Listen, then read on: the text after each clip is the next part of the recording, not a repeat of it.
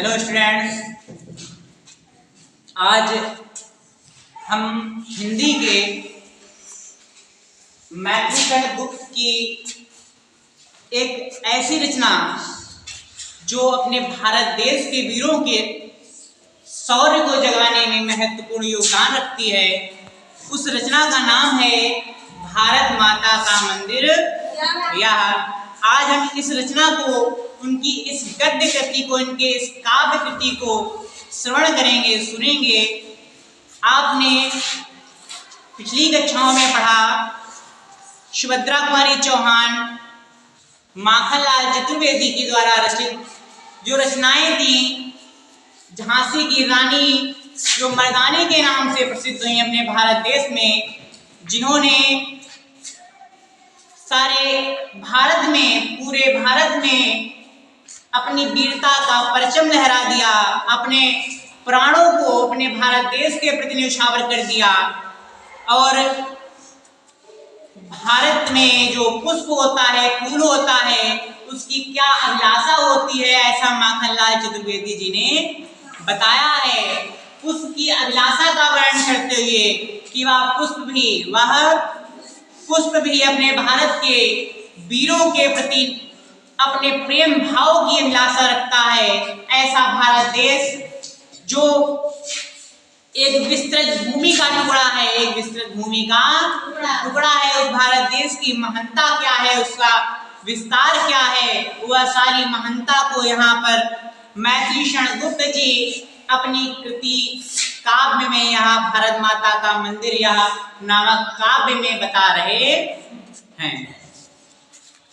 मैथिलीकरण गुप्त जो भारत के राष्ट्र कवि हैं, राष्ट्र कवि मैथिलीकरण गुप्त जी ने भारत माता के मंदिर यह नामक कृति में जिस प्रकार से लिखा है, पहले उसका हम छंद विधान में उसको हम पढ़ते कैसे हैं, उसका हम यहाँ पर श्रवण करेंगे कि भारत माता का मंदिर या समता का संवाद, जहाँ सबका शिव कल्याण यहाँ है, पावे सभी प्रसाद यहाँ। जाति धर्म या संप्रदाय का नहीं भेद व्यवधान यहाँ, सबका शिव कल्याण यहाँ है, सबका सम्मान यहाँ। राम रहीम बुद्ध ईसा का सुलभ एक साधान यहाँ, भिन्न भिन्न भव संस्कृतियों के गुण गौरव का ज्ञान यहाँ। प्रस्तुत पद्यांश में, प्रस्तुत शीर्षक में राष्ट्र कवि मैथिलीकरण गुप्त जी भारत देश को एक ऐसी भूमि बता रहे हैं, एक भारत भूमि को, इस भारत भूमि को वे बता रहे हैं कि यह केवल भारत एक भूमि का टुकड़ा नहीं है, धरती का केवल एक हिस्सा ही नहीं है, बल्कि यह भारत तो हमारी माता है, यह हमारी माता है। यह एक भूमि का टुकड़ा नहीं है, भूमि शेष मात्र नहीं है, बल्कि यह पूरा भारत देश एक भारत माता का मंदिर है। हमारी भारत जो भूमि है, इस भूमि जो हमारी माता है, हम इसे माता पुकारते हैं, माता बुलाते हैं। यह भारत भूमि एक मंदिर सा है, क्योंकि वास्तव में जो भूमि पवित्र होती है, जो स्थल पवित्र होता है, वह केवल स्थल नहीं होता है, वह स्वर्ग से बढ़कर के मंदिर कहा जाता है। और मैथिलीकरण गुप्त जी आप बताते हुए कहते हैं कि यह जो भारत है, यह भारत एक मंदिर है, कि भारत माता का मंदिर या भारत माता का मंदिर है, कि समता का संवाद यहाँ। और यहाँ पर तो समता की बात होती है, समता माने समानता की बात होती है, समता माने समानता की बात होती है, संवाद माने बात होती है। यहाँ किसी भी प्रकार का भेदभाव नहीं है, किसी भी प्रकार का भेदभाव नहीं है। हम गोरे का, काले का, बड़े का, छोटे का, अमीर का, गरीब का, किसी भी प्रकार का भेदभाव नहीं करते हैं। यहाँ तो सभी का बराबर सम्मान होता है, समानता की बात यहाँ पर की जाती है। इसीलिए यह वास्तव में एक मंदिर के समान है कि सबका शिव कल्याण यहाँ है, पावे सभी प्रसाद यहाँ। और यहाँ पर शिव माने क्या होता है? शिव माने होता है मंगलकारी, कल्याणकारी। और कल्याण माने कल्याणकारी, मंगलकारी, यानी दो बार एक ही अर्थ है कि सबका शिव कल्याण यहाँ है। अर्थात मैं श्री क्षणगुप्त जी कहते हैं कि वास्तव में तो सभी का, सारे लोक का, सारे विश्व का, सारे देश का वास्तविक कल्याण यहाँ भारत देश में ही है। क्योंकि जहां से भी लोग आते हैं, जहां से भी लोग आते हैं, सब लोगों का यहाँ पर कल्याण है। सभी लोग यहाँ पर अपना मंगल कराने के लिए आते हैं, मंगल करने के लिए आते हैं। और यहाँ आकर के सभी अपने अपने ईश्वर से, अपने भारत माता से, अपने भारत माता से, इसकी कोख में अनेक निधियां भरी हुई हैं, इसकी कोख ने अनेक वीरों को जन्म दिया है। मर्दानी झांसी की रानी लक्ष्मीबाई को जन्म दिया है, सुभाष चंद्र बोस को जन्म दिया है। ऐसे भारत माता की कोख जो हर बार सभी व्यक्तियों को, सभी लोगों को जो अपने सच्चे हृदय भाव से, अपने सच्चे हृदय भाव से जो भारत देश की, भारत माता की सेवा करता है, उस भारत माता, वह भारत माता ऐसे लोगों को निश्चित रूप से प्रसाद प्रदान करती है। और यहाँ पर जो भी अपने सच्चे हृदय से, सच्चे मन से भारत देश की, भारत माता की सेवा करता है, उसको कुछ ना कुछ प्रसाद अवश्य ही प्रदान किया जाता है। कि जाति धर्म या संप्रदाय का नहीं भेद व्यवधान यहाँ, सबका स्वागत, सबका आदर, सबका सम्मान यहाँ। अर्थात अब मैं श्री क्षणगुप्त जी यह कहते हुए बता रहे हैं कि हमारे भारत देश में, हमारे राष्ट्र में, हमारी भारत माता जाति, धर्म और संप्रदाय का किसी भी प्रकार का भेद व्यवधान नहीं करती है। हमारे देश में, हमारे भारत देश में किसी भी प्रकार का जाति के आधार पर हम उच्च जाति के हैं, हम निम्न जाति के हैं, इस प्रकार के जाति भेदभाव, धर्म भेदभाव, यहाँ हिंदू ज्यादा हैं, मुस्लिम ज्यादा हैं, इस प्रकार के किसी भी प्रकार के जाति, धर्म, संप्रदायों का यहाँ कोई भी बोलबाला नहीं है। सभी यहाँ भाई बहन होकर के अपने जीवन का निर्वाह करते थे हैं। और किसी भी प्रकार का वास्तविकता में यहाँ पर कोई भी भेदभाव नहीं है। सभी लोग अपने भाई बहन की तरह ही यहाँ अपने जीवन को निर्वाह करते हैं। कि सबका स्वागत, सबका आदर, सबका सम्मान यहाँ। और आगे राष्ट्र कवि मैथिली क्षणगुप्त जी कहते हैं कि हमारी भारत माता ने सभी व्यक्तियों का सम्मान किया है, सभी लोगों का सम्मान किया है, चाहे वे पुर्तगाली ही क्यों ना हो, पुर्तगाली ही क्यों ना हो, डच ही क्यों ना हो, फ्रांसीसी क्यों ना हो, और चाहे मुसलमान क्यों ना हो, या फिर वे अंग्रेज ही क्यों ना हो। भारत माता ने किसी को भी नकारा नहीं है। जितने लोग भी भारत माता के पास आए हैं, उसने अपने प्रेम भाव से, स्नेह भाव से सभी बच्चों को अपने बच्चे समझ करके ही दुलार और प्यार दिया है। हमने तो सबका स्वागत किया है, हमने सबको सम्मान किया है, हमने सबको स्वीकार किया है, चाहे वे कोई भी हो, किसी भी जाति से हो, किसी भी धर्म से हो। हमने उनके मन में झांक कर नहीं देखा है कि वे किस उद्देश्य से यहाँ आए हैं। हमने, हमारी भारत माता ने तो उन्हें अपना बच्चा समझ करके, उन्हें अपना बेटा समझ करके अपने गोद में स्थान दिया है, और अपने भारत में आने पर भारत माता ने उनका तहे दिल से स्वागत किया है। और स्वागत ही नहीं, बल्कि सबका आदर और सभी लोगों का आदर सत्कार किया गया है, सभी लोगों का आदर सत्कार किया गया है कि सबका सम सम्मान यहाँ, और सभी का ऐसा नहीं है कि जो उच्च हैं उनको हम ज्यादा सम्मान दे दें, जो निम्न हैं उनको हम कम सम्मान दे दें, ऐसा नहीं है। हमने तो सबको सम्माने समान, सम्माने समान, और सम्मान माने सम्मान प्रदान किया है। हमने तो सभी लोगों को, सभी व्यक्तियों को बराबर समान सम्मान को प्रदान किया है कि राम रहीम बुद्ध ईसा का सुलभ एक साधान यहाँ, भिन्न भिन्न भव संस्कृतियों के गुण गौरव का ज्ञान यहाँ।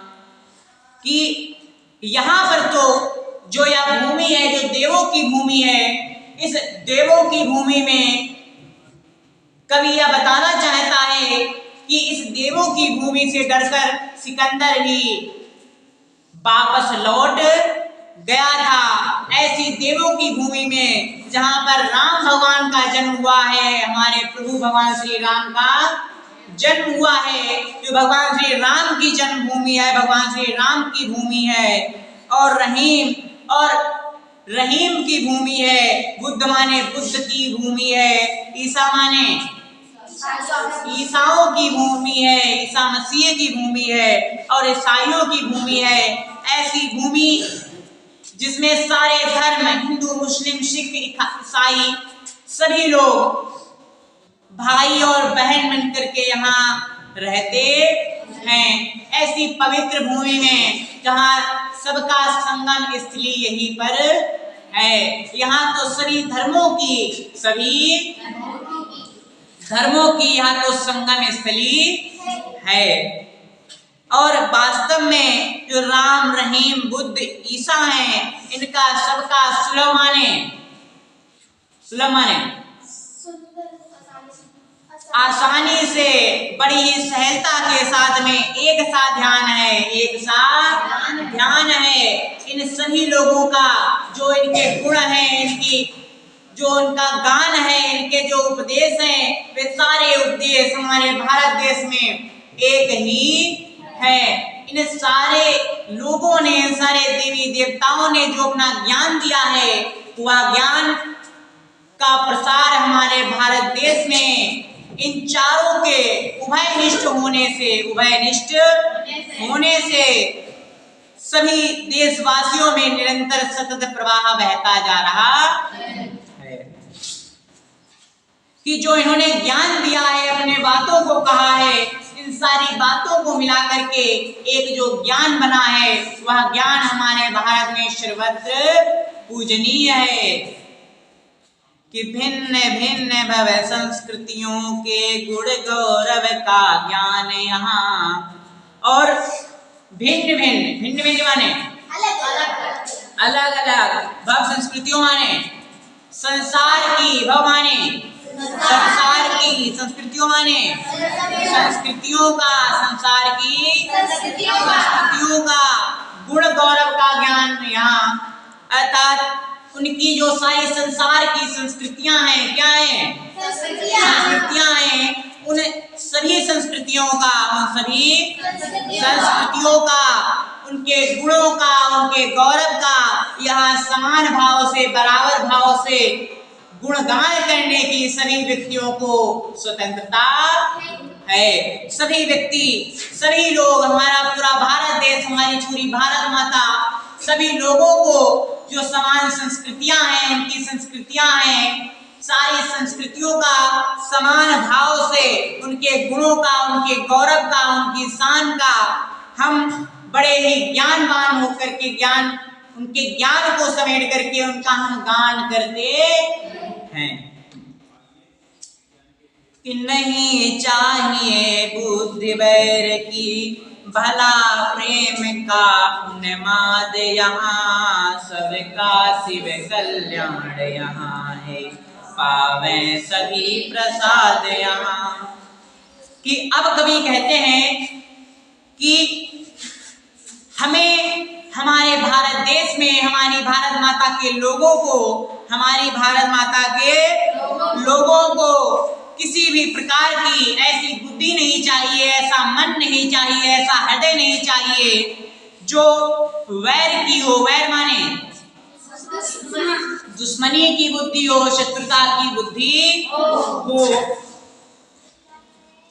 अर्थात राष्ट्र कवि जी कहना चाहते हैं, राष्ट्र कवि जी कहना चाहते हैं कि हमारे भारत के लोग अत्यंत ही प्रेम भाव से रहते हैं। हमारे भारत में मुस्लिम आक्रमण हुए, विदेशी कई आक्रमण हुए, अंग्रेज भी आए और चले गए, अंग्रेज भी आए और चले गए, लेकिन उन्होंने हमें किसी भी प्रकार की कुरीतियों में नहीं फंसने दिया। उनकी हम कुरीतियों में, हमारी भारत माता ने उनकी किसी भी कुरीति में नहीं फंसने दिया।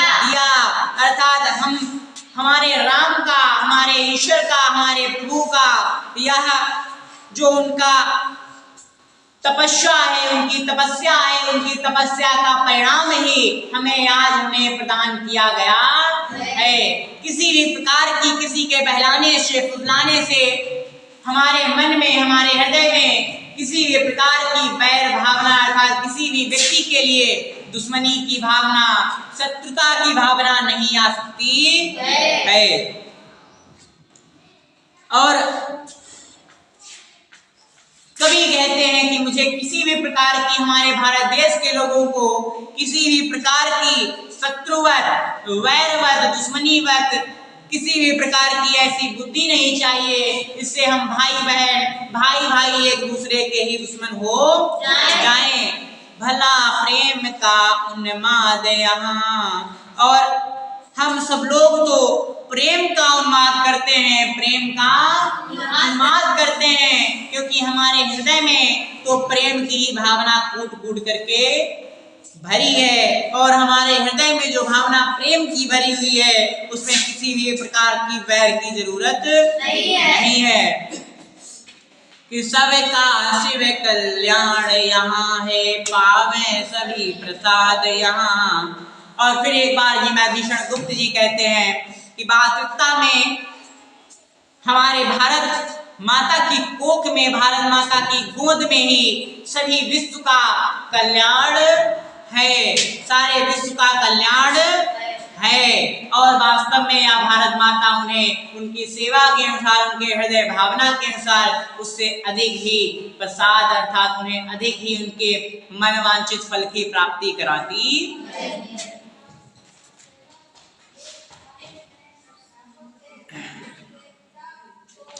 कि सब तीर्थों का एक तीर्थ या हृदय पवित्र बना ले हम, आओ यहाँ अजात शत्रुघ्न सबको मित्र बना ले हम। रेखाएं प्रस्तुत है अपने मन के चित्र बना ले हम, 100 आदर्शों को लेकर एक चरित्र बना ले हम। प्रस्तुत इस पद्यांश में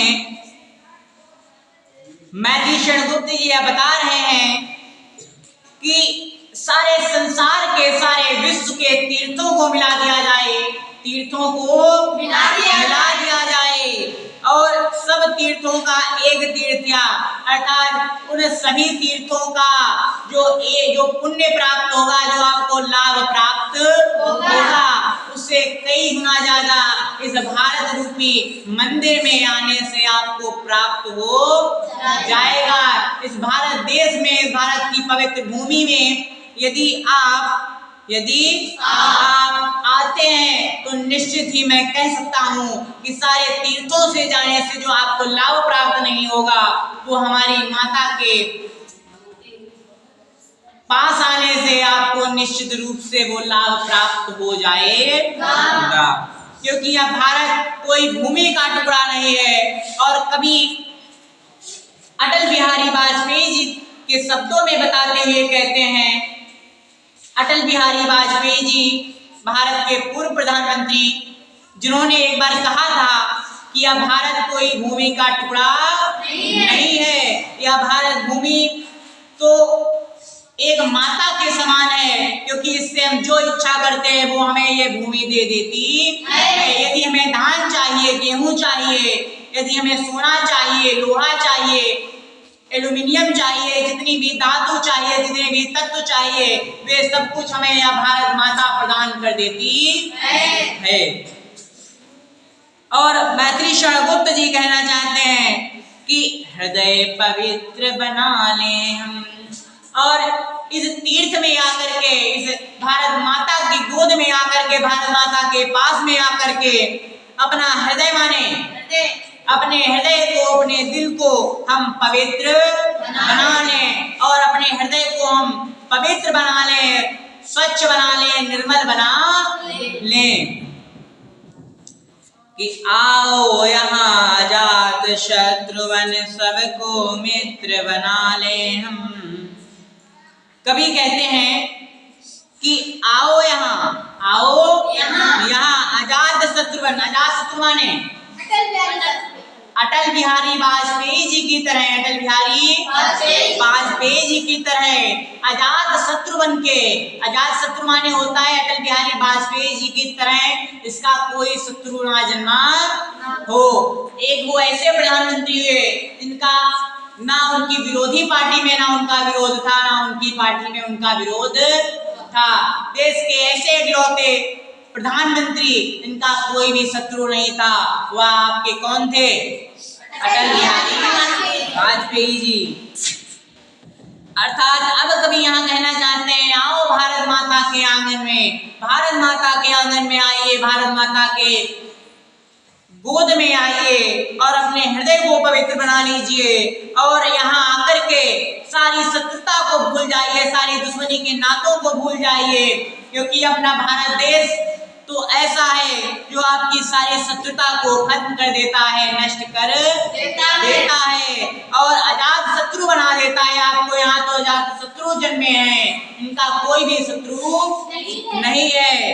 अर्थात अब कवि कहना चाहते हैं कि यहाँ आकर के सभी लोगों को अपना मित्र बना लो, सभी लोगों को अपना मित्र बना लो, सबको मित्र बना ले हम। यहाँ पर सभी लोगों को अपना मित्र बना करके, मित्र बना करके हम अजात शत्रु बन जाएं।